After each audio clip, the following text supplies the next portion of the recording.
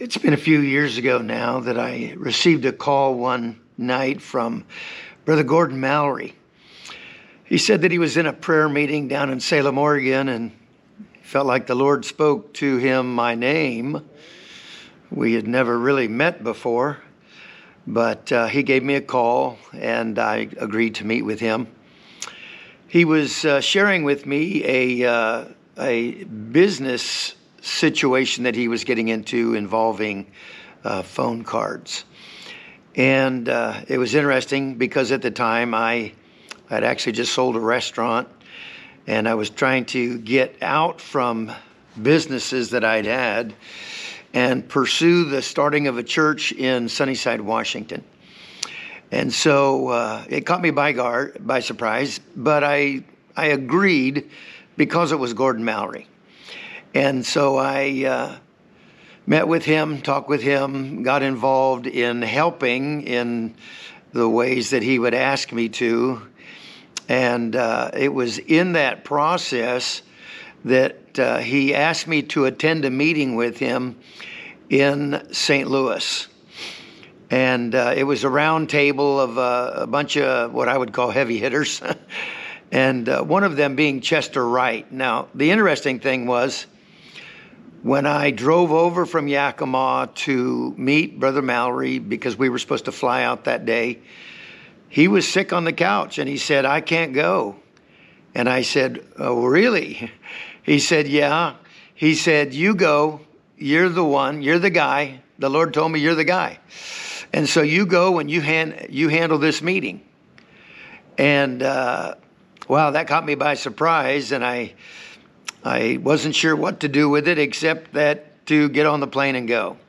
On the plane, I sat there with a yellow notepad, wrote out a plan with the details and the information that I knew of. And so here I am in St. Louis, sitting around this big table with 10 or 12 guys from various places around the country. One of them was actually a vice president of the J.C. Penney Corporation, Ed Sample.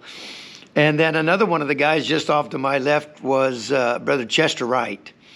And Brother Chester Wright was really somebody that I held high, had on a pedestal really, as a general conference speaker and a very high-powered speaker in my mind.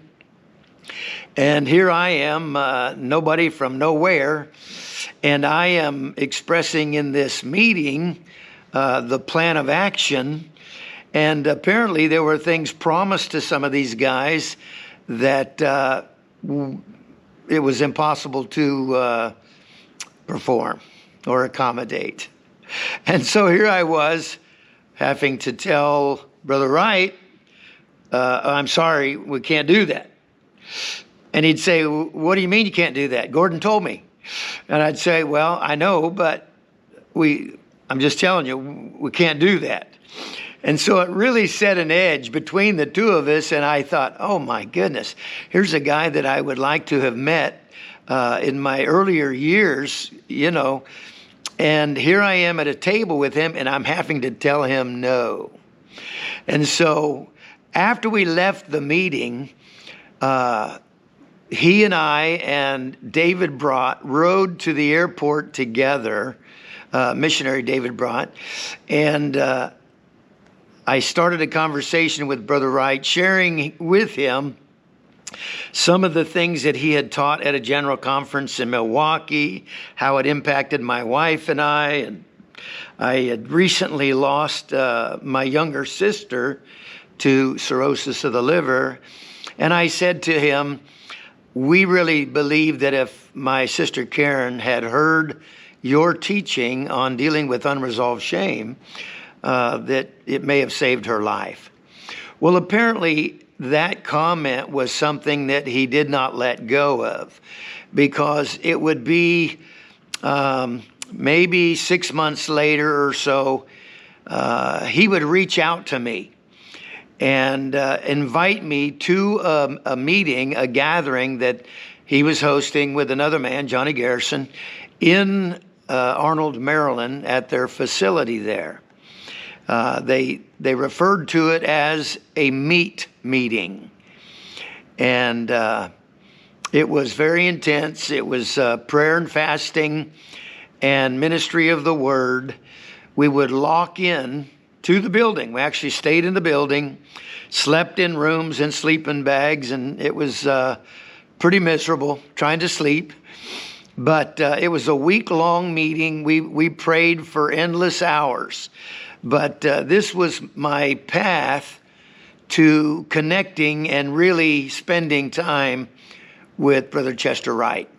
I'd like to share more about this in a later video. I want to keep the time limited in the recording of these videos, but that was the path. It really started with Brother Gordon Mallory and then connecting me with Brother Chester Wright. And then it really impacted my ministry greatly from that point forward. And I will share more things about that in another video. Thank you for taking the time to listen.